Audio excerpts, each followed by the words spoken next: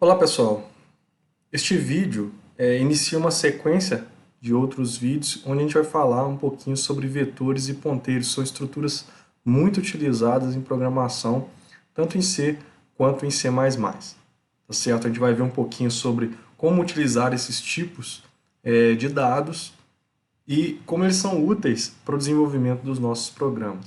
Bom, os vetores, pessoal, primeiramente, são tipos de dados que permitem o agrupamento de diversos valores em uma única variável. Nas últimas aulas, quando, por exemplo, a gente precisou trabalhar com diversos valores de números inteiros, por exemplo, a gente ficou lá criando, por exemplo, int A, int B, várias variáveis diferentes com nomes distintos. Se essas variáveis elas não possuírem correlação, ok, é uma prática até aceitável, mas imagine que todas essas variáveis elas possuem alguma correlação. E você queira, além disso, trabalhar com um grande volume de dados. Imagina que você tivesse que trabalhar com 100 inteiros. Imagina a criatividade para dar nome para tudo isso, né? Então, os vetores eles possibilitam a gente trabalhar com um bloco de memória, um conjunto de diversos valores agrupados. E a gente vai conseguir acessar esse conjunto de valores utilizando o nome de apenas uma variável. Aqui nesse exemplo, pessoal, eu mostro a estrutura de um vetor em C. Tá legal? A gente vê que o vetor ele possui aqui várias posições, então a nomenclatura que a gente usa as posições desse vetor. E a gente vai acessar essas posições do vetor, que vão ser alocadas lá na memória RAM do nosso computador através de índices. Tá certo? Nesse exemplo, a gente tem um nome de um vetor que a gente colocou aqui C. Então, esse vetor C, ele possui aqui 12 posições, tá certo? Sendo indexado a partir do número 0, com a primeira posição, até o número 11, sendo a 12ª posição. É interessante a gente ressaltar aqui que, diferente de algumas outras linguagens, o C, a indexação dos vetores começa em 0. Tá legal? A sintaxe para a declaração de vetores ela é bem simples. A gente precisa basicamente de 3 partes. Você tem que se lembrar. A gente tem que sempre declarar qual é o tipo desse vetor, ou seja, o tipo dos dados que serão armazenados em cada uma das posições do vetor, o nome desse vetor e o tamanho. Tá certo? Então a gente precisa definir essas 3 características para que a gente consiga fazer a alocação desse vetor. Note, nessa aula a gente está fazendo apenas a alocação estática de memória. Tá legal? A gente vai ter aulas futuras onde a gente vai falar um pouquinho de alocação dinâmica. Na alocação estática nós estamos trabalhando com a stack. Na alocação dinâmica nós vamos colocar os dados na heap. Depois eu vou ter uma aula, um vídeo explicando somente a diferença da stack para a heap. Ok? Aqui eu dou 2 exemplos de declaração de vetores, um vetor unidimensional e um vetor bidimensional. Interessante ressaltar que na prática, né, todos os vetores, mesmo os bidimensionais, eles são alocados de maneira serial, né? Não existe uma memória 2D lá no computador. A diferença é que aqui o próprio compilador vai nos ajudar nessa declaração de um vetor bidimensional, ele nos ajuda um pouquinho na facilidade do acesso aos elementos, uma vez que se a gente fosse trabalhar com vetores somente unidimensionais, a gente teria que fazer algumas continhas para acessar a segunda ou a terceira dimensão. E dessa maneira, isso fica um pouquinho mais próximo do que a gente está acostumado a trabalhar em engenharia, né? Com matrizes de 2, 3 ou mais dimensões. Ok? Então vamos aqui lá no Visual Studio Code para a gente poder entender um pouquinho melhor sobre a declaração dos vetores, como é que a gente opera com eles. Eu estou utilizando aqui, pessoal, nesse exemplo, uma pasta com a mesma estrutura que a gente viu na aula anterior. Então, a partir de agora, você pode utilizar aquela pasta lá, aquela estrutura com as pastas .vs Code, bin, inc, src, todas essas pastas com a mesma característica que a gente fez na aula passada. Isso vai facilitar um pouco o nosso desenvolvimento, né? Agora eu não vou ficar explicando mais como compilar, etc. Isso já foi assunto de aulas passadas. Tá legal? Então vamos declarar aqui um vetor bem simples, tá? Um vetor aqui de 5 posições, só para a gente ver como que a gente pode defini-lo. Então, olha só, declarando aqui esse vetor int vet5, eu estou criando um vetor aí de 5 posições. Eu posso inicializar esse vetor de diversas maneiras. A primeira delas é fazendo uma inicialização explícita, né? Porque quando eu faço essa instrução da linha 8, o que aconteceu? Eu apenas reservei um espaço lá na memória RAM para alocar 5 valores de tamanho inteiro. Então, 5 variáveis inteiras. Ok? Se eu tenho lá, por exemplo, uma arquitetura de 32 bits, eu vou alocar 5 posições na minha memória RAM. Só que essas posições, possivelmente a minha memória RAM estava sendo utilizada por um outro programa, antes da execução deste aqui. Né? Então, a gente não sabe exatamente o que estava alocado previamente nessas 5 posições. Dessa maneira, como eu não inicializei, provavelmente vai ter um lixo, algum lixo na memória, e a gente não sabe prever que valores a gente possui aqui em cada uma dessas posições. Por isso que é muito comum a gente inicializar essas posições, e a gente pode fazer isso de forma explícita, utilizando aqui um loop, um for.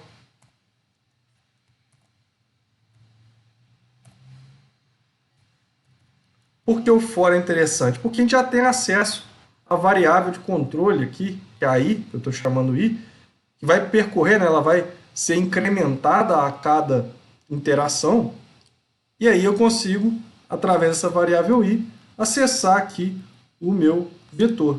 Então, a gente pode colocar aqui qualquer valor, né? Então eu estou acessando todas as posições desse vetor. Eu poderia fazer um por um, né? vet1, vet2, assim sucessivamente. Mas aqui a gente começa, faltou aqui a inicialização, int igual a 0. Mas aqui, utilizando o for, a gente tem uma generalização um pouco maior, né? E aí, se eu tiver um vetor de 5, 10, 15, 20, 50 posições, o procedimento é o mesmo. Tá legal? Então vamos colocar aqui cada posição sendo inicializada com o número do próprio índice. Então, a posição 0 vai ter valor 0, posição 1, valor 1, posição 2, valor 2, e assim sucessivamente. Ok?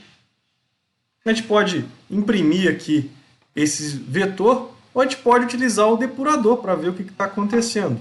Então, nós vamos aqui lá na pasta VS Code, vamos lá, vamos definir aqui no nosso Makefile o nome do programa, que eu vou colocar aqui vetores,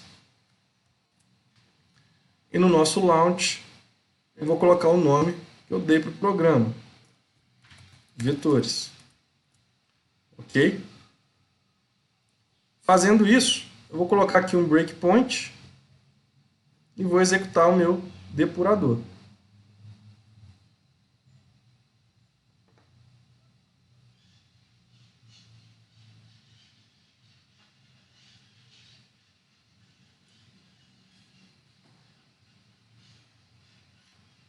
Bom, aqui, pessoal, quando eu chego, o meu depurador foi inicializado, coloquei o breakpoint aqui, e nós já temos aqui nas variáveis locais o vet, estão vendo? Que possui 5 posições. Veja, como eu tinha falado, os valores que essas posições possuem são valores aleatórios, que já estavam ali previamente alocados na minha memória RAM. Então, se a gente executar aqui isso passo a passo, vocês vão ver que eu vou inicializando cada uma das posições desse vetor. Com isso, pessoal, eu consegui inicializar meu vetor de maneira explícita. Tá legal?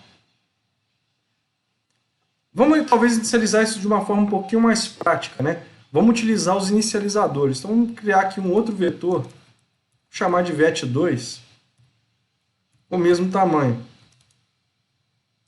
Agora eu vou inicializar isso de maneira implícita. Perdão, utilizando os inicializadores. Então, eu vou colocar aqui 0, 1, 2, 3 e 4. Bem simples, né? Veja que dessa maneira aqui, para que eu consiga inicializar todas as posições do meu vetor, eu preciso utilizar chaves e colocar os valores de cada uma das posições separados por vírgula. Ok? Eu posso aqui, dessa maneira, eu declarei o vetor como o nome, o tipo dos dados armazenados, o nome e também a quantidade de posições que eu gostaria de ter nesse vetor.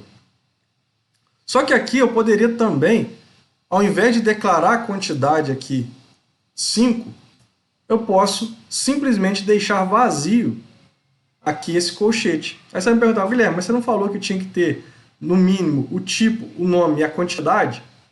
Eu disse isso mesmo, só que nessa instrução aqui a gente está falando a quantidade. Por quê? Porque através do inicializador eu estou passando aqui 5 valores. Ele vai criar um vetor chamado vet2 com 5 posições de memória. Tá legal? Vamos aqui colocar um breakpoint e executar novamente o nosso depurador. A gente vai ver que o vet2 ele foi criado com 5 posições de memória e também inicializado de 0 até 4. Beleza?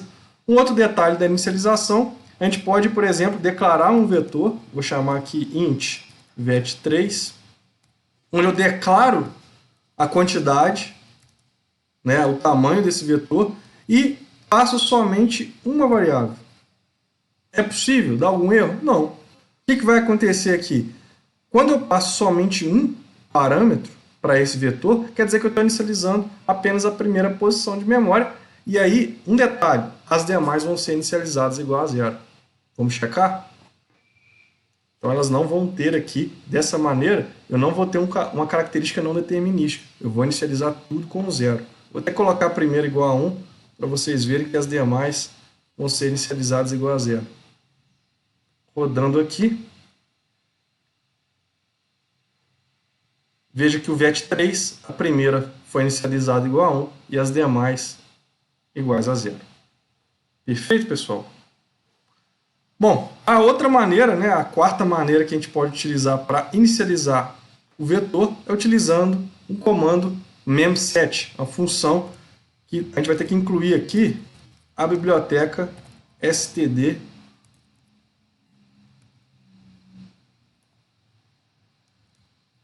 lib.h. Tá certo? Então eu posso fazer aqui,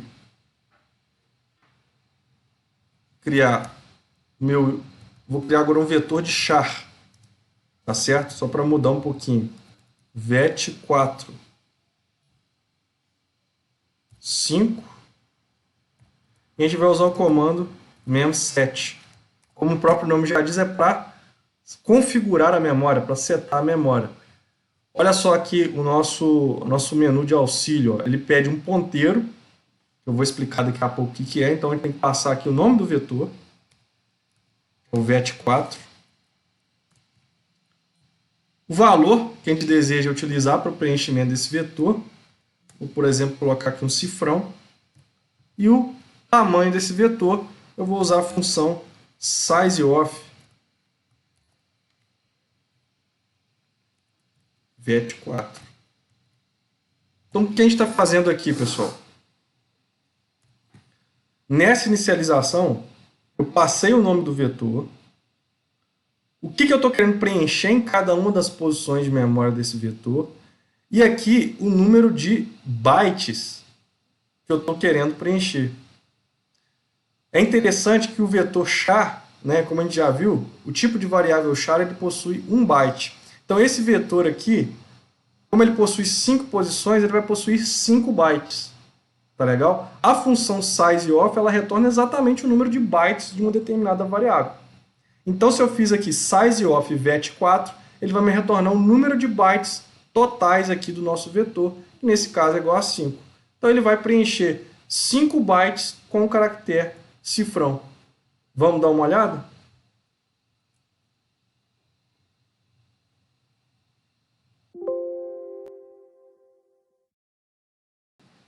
Opa, teve um problema aqui. Ele esqueceu de incluir aqui a biblioteca cstring. Beleza? Vamos rodar de novo.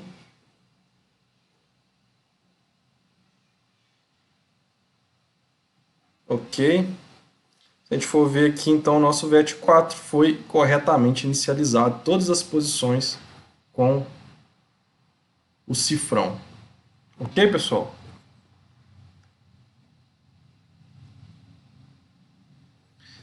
Para fechar essa parte de inicialização, essa parte de introdução de vetores, bom, vamos então agora explicar um pouquinho sobre os vetores bidimensionais.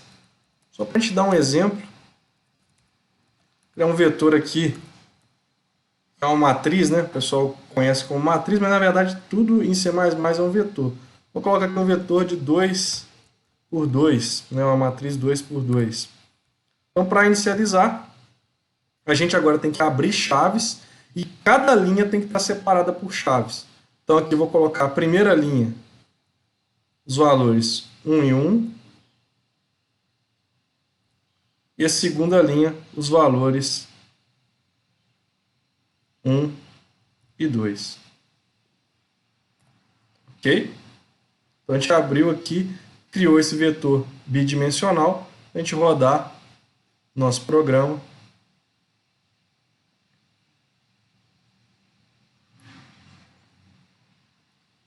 Consegue aqui ver nosso vetor 2D, primeira linha, 1 e 1, segunda linha, 1 e 2. Veja que o vetor, na prática, né, ele é sempre unidimensional. O que o C++ fez aqui? Ele armazenou dois pares de uma linha. É como se ele tivesse dois vetores armazenados. Então é isso que está compondo um vetor bidimensional. E o acesso, pessoal, é bem simples, né? Se a gente quiser acessar, por exemplo, um desses elementos, basta fazer o cout. E aí, por exemplo, vamos fazer um for até legal aqui, varrendo esse vetor. For int i igual a 0, i menor do que 2, i mais, varrendo as linhas. E aqui outro for. For j igual a int j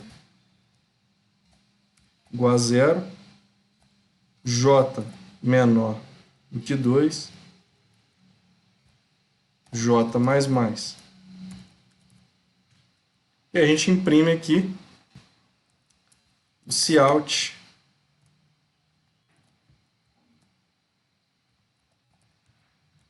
A gente coloca aqui linha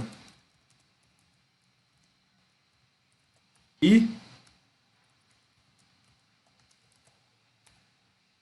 coluna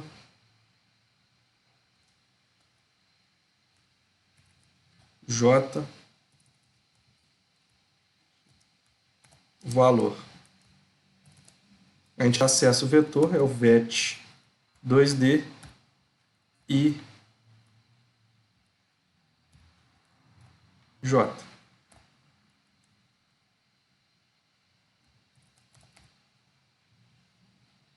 Beleza?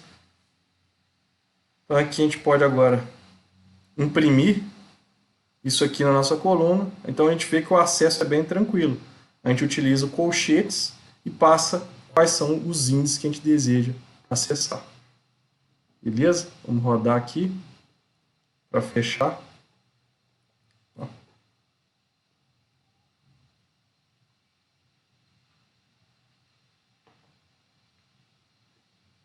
Deixa eu olhar aqui no cout.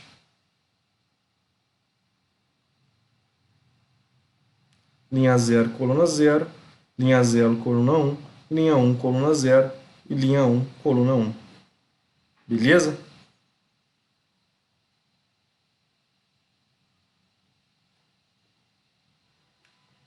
Ótimo, pessoal. Próximo vídeo a gente vai falar então sobre passagem de vetores para